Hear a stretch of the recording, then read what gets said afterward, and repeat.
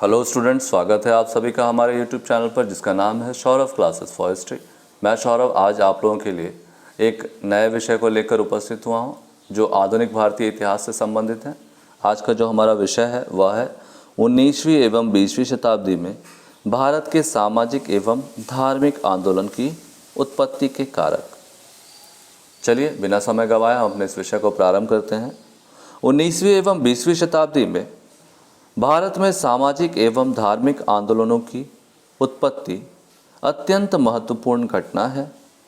दरअसल इस दौरान भारतीय सभ्यता और संस्कृति पाश्चात्य सभ्यता एवं संस्कृति से आक्रांत थी। इनकी उत्पत्ति के कारकों की संक्षिप्त व्याख्या हम निम्नलिखित गद्यांशों से अभिव्यक्त करते हैं। मुगल साम्राज्य के पतन के बाद भारत की राजनीतिक एकता नष्ट सी हो गई थी। अंग्रेज़ों ने इसे और कमज़ोर किया और धीरे धीरे नष्ट कर दिया।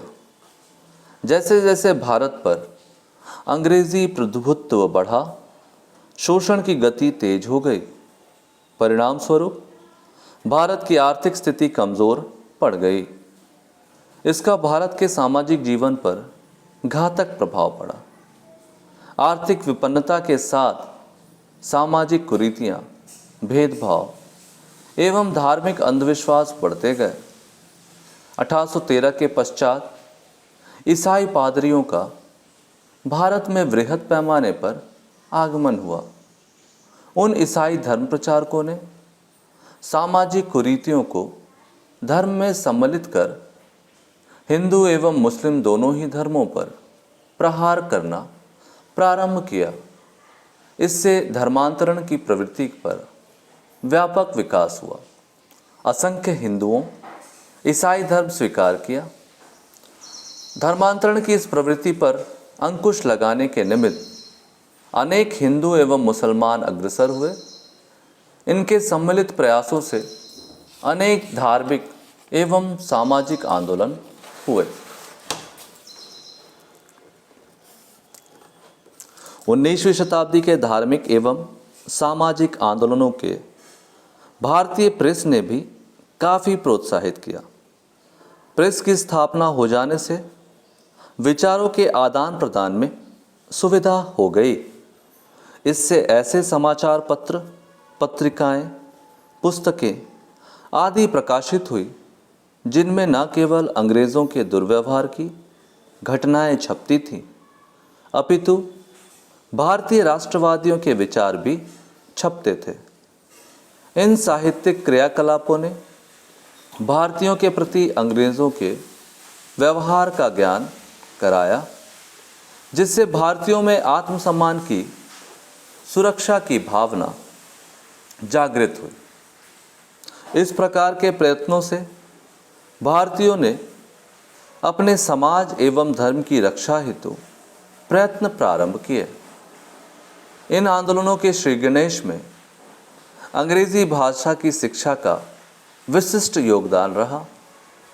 अंग्रेज़ी भाषा ने पश्चिमी संस्कृति एवं सभ्यता के परिचय कराया।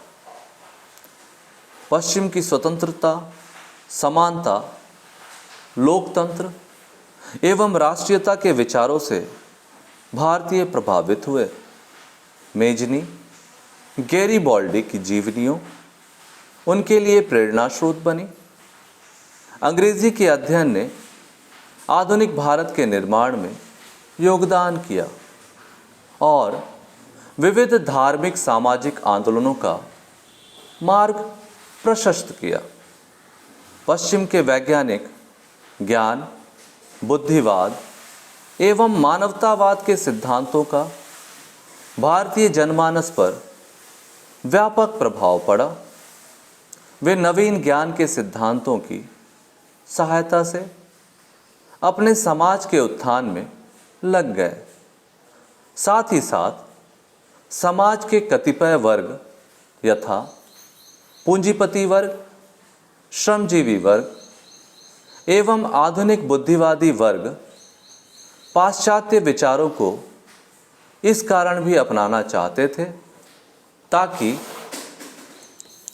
देश की आधुनिकीकरण हो, इससे इन सामाजिक वर्गों को अपने हित साधने का भी अवसर मिलता। क्रमशः अन्य सामाजिक वर्गों पर भी पाश्चात्य ज्ञान, बुद्धिवाद व मानवतावाद का प्रभाव पड़ा। भारतीयों के साथ ही साथ कतिपय का अर्थ कुछ यूरोपीय विद्वानों यथा जिनमें विलियम जोन्स, मैक्स मुलर आदि ने भी इन आंदोलनों को सहयोग प्रदान किया। इन विद्वानों ने भारतीय इतिहास, दर्शन और साहित्य का गहन अध्ययन किया तथा भारत की प्राचीन विरासतों को प्रकाश में लाया। इन्होंने प्राचीन भारतीय ग्रंथों का सम्यक अध्ययन किया एवं उससे प्रभावित होकर भारतीय सभ्यता एवं संस्कृति की श्रेष्ठता को हृदय से स्वीकार किया।